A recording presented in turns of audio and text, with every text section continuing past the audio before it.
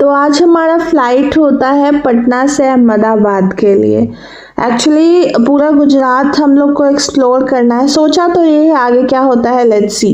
Hello guys, कैसे हो आप लोग? आई जस्ट होप मस्त और बिंदास होंगे। सुबह सुबह ब्रेकफास्ट के नाम पे मैं गुआवा खाती हूँ एंड उसके बाद फिर फ्रेश हो करके एंड अपना कुछ पैकिंग करना होता है सामान वगैरह, तो वो मैं पैक करती हूँ।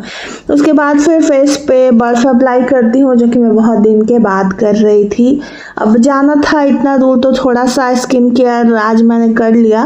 उसके बाद फिर देखा मैंने कि पापा कुछ बलून्स वगैरह लाए हैं एंड बलून्स देख के मुझे कंट्रोल नहीं होता है, मैं उसको तुरंत फोड़ देती हूँ। उसके बाद फिर मम्मी जो है वो दाल पूड़ी बनाती है एंड दाल पूड़ी बनते बनते जो है वो मेरा हाथ कट जाता है। और दाल पूड़ी से हाथ नहीं कटता है, कुछ काट रही थी मैं सैलड वगैरह, उससे मेरा हाथ कट जाता है। इधर पता नहीं क्या हो गया, लगातार कभी जल रहा है कभी कट रहा है, कुछ पता ही नहीं चल रहा है। फिर मैं शाम में मम्मी को बोलती हूँ कि मम्मी मुझे थोड़ा सा फ्राइड राइस खाना है, तो मम्मी फ्राइड राइस खिलाती हैं।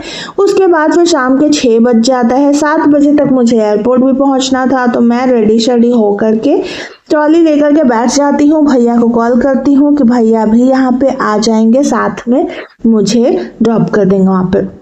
तो भैया के साथ मैं पटना एयरपोर्ट पे थी एंड भैया के होने से ये हो जाता है कि सामान मुझे नहीं उठाना पड़ता है। भाई ये भारी काफ़ी ट्रॉली था एंड वो मैं भैया के हाथ में थमा दी थी। भैया मतलब वो लेकर के जा रहे थे एंड उसके बाद फिर अंदर जाने के बाद डीजी यात्रा हमारा था, तो वो हम ऑनलाइन वाला चीज़ था, वो हम लोग जल्दी से अंदर घुस गए थे।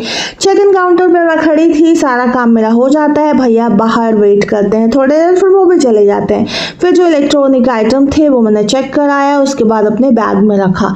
उसके बाद फिर हम बोर्डिंग के लिए बैठ जाते हैं अपना पास लेकर के। फिर मुझे अचानक पता चलता है, डिस्प्ले पे मुझे ये दिखता है कि हमारा फ्लाइट डिलेड है। अब ज़्यादा डिलेड नहीं था तो 10-15 मिनट, लेकिन एक अलग टेंशन हो जाती है भाई। 10-15 मिनट का मतलब है कि हो सकता है कि और भी ज़्यादा लेट हो हमारा फ्लाइट। एंड हमने जो भी प्लान आउट किया था कि इतने बजे मैं पहुंचूंगी अहमदाबाद, इतने बजे हस्बैंड बैंगलोर से वहां पहुंचेंगे, तो ये सब चीज़ स्पॉइल हो जाता है। तो इसका मुझे थोड़ा डर था। अब डर के मारे सूसू आ गया मुझे एंड सूसू करने के लिए मैं निकल पड़ी भाई। वहाँ पे थोड़ा सा मैं घूम फिर रही थी, तब तक मुझे याद आया कि मुझे पानी भी लेना है, क्योंकि घर से मैं पानी नहीं लाई थी।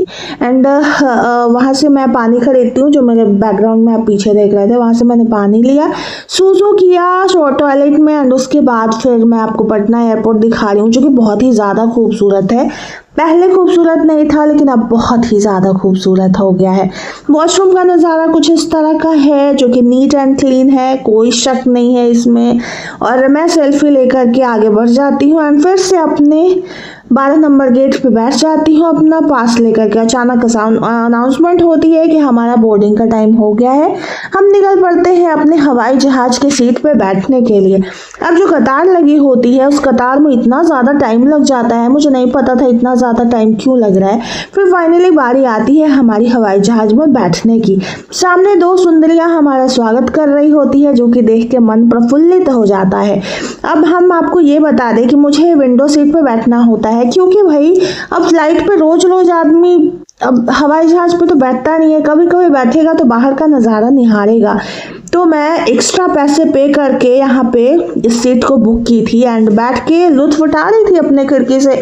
जो भी नज़ारे मुझे सामने देख रहे थे वो मैं देख रही थी।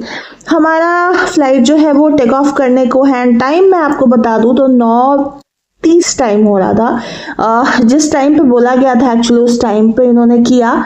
वैसा कोई डिलेड वाला चीज़ था नहीं। पटना ऊपर से बहुत ही ज़्यादा खूबसूरत लग रहा था, वैसे नीचे से भी बहुत ही ज़्यादा खूबसूरत है, कुछ लोगों ने बदनाम कर रखा है। अब ऊपर आसमान पे जाने के बाद थोड़ी सी मैं नींद की झपकी लेती हूँ और टाइम का पता नहीं चलता है। लाइट बत्ती गुल कर दी जाती है एंड उसके बाद देखते ही देखते हम अहमदाबाद पहुँच जाते हैं। ऊपर से इतना खूबसूरत नज़ारा होता है कि मैं क्या ही बताऊँ आपको, बहुत ही अच्छा लगता है। फिर मैं कुछ कैप्चर करती हूँ अपने फ़ोन में ये सब चीज़ें एंड उसके बाद फिर हमारा उतरने का टाइम हो जाता है और टाटा बाय कहना होता है। उसके बाद फिर मैं जब निकलती हूँ तो मुझे टाटा बाय ये सुंदर सुंदर स्त्रियाँ कर रही थी एंड मुझे कुछ क्वेश्चन कर रही थी कि आपका एक्सपेक्टेशन क्या था, दिस दैट, तो वो सब चीज़ें चल रही थी। फिर हम नीचे उतरते हैं। नीचे उतरने के बाद मैंने देखा कि यार एरोप्लेन बहुत सारे मेरे आसपास थे, तो मैंने सेल्फी वेल्फी लिया, कुछ वीडियोस वगैरह लिया अकेले। एंड उसके बाद फिर जो भी यात्रीगण थे उन सभी यात्रीगणों के लिए बस आ जाता है। एंड बस पे मुझे अनलकीली सीट नहीं मिलता है, मुझे खड़ा रहना पड़ता है।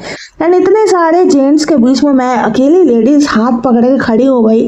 किसी को दया नहीं आ रहा था। खैर कोई बात नहीं है, अब आगे बढ़ते हैं। हम जो अभी आपको दिख रहा है वो अहमदाबाद का एयरपोर्ट है। बहुत ही ज़्यादा सुंदर लग रहा है, लेकिन बैंगलोर से ज़्यादा सुंदर नहीं है। मतलब बैंगलोर एयरपोर्ट को मैं भूल नहीं पा रही हूँ यार, उसका कोई कंपैरिजन ही नहीं है। मुझे बहुत अच्छा लगा। फिर मैं थोड़ी आगे बढ़ी तो मेरा सामान सबसे पहले मुझे मिल चुका था। हस्बैंड को आने में टाइम था अभी, तो मैंने सोचा क्यों ना फ्रेश हो लिया जाए, कुछ फ़ोटोज़ वगैरह क्लिक कर लिया जाए। तो फिर मैं वॉशरूम जाती हूँ एंड वहाँ अपना काम क्रिया करती हूँ। और उसके बाद फिर फ़ोटोज़ अच्छा नहीं आता है तो मैं मुंह फुला के बैठ जाती हूँ। हस्बैंड भी लेट करते हैं तो मैं मुंह फुला के बैठ जाती हूँ। अचानक हस्बैंड हंसते हुए प्रसन्नता वाला फेस लेकर के सामने आ जाते हैं। मैं भी प्रसन्न हो जाती हूँ। और 12:45 का टाइम हो रहा होता है। हम कैब बुक करते हैं अपने डेस्टिनेशन के लिए एंड फाइनली कैब वाला आता है, हम वहाँ से निकल जाते हैं। एंड उसके बाद जो हमारा डेस्टिनेशन होता है वहाँ पे इतनी सुनसान मतलब छाया होता है, पता ही नहीं चलता है। कहीं कुछ खाने को हमें नहीं मिलता है, हमें जोरों की भूख लगी होती है। 1:30 बज रहा था एक्चुअली। कहीं कोई रेस्टोरेंट, कोई होटल अवेलेबल, कुछ भी खाना नहीं था। सामने में हमें भगवान की कृपा से एक ढाबा दिखता है एंड वहाँ पे सिर्फ और सिर्फ डोसा दिखता है हमें खाने के लिए। अब मजबूरी का नाम चांदनी शर्मा कह सकते हो या फिर चंद्रमौली कह सकते हो। हम दोनों वहाँ पे बैठ करके डोसा ऑर्डर किया। डोसा भी हमें इतना अच्छा लग रहा था भूख में कि मैं दोबारा फिर से और डोसा लेती हूँ। एंड दो डोसा हम लोग खाते हैं एंड अपने पेट को थोड़ा सा आराम देते हैं।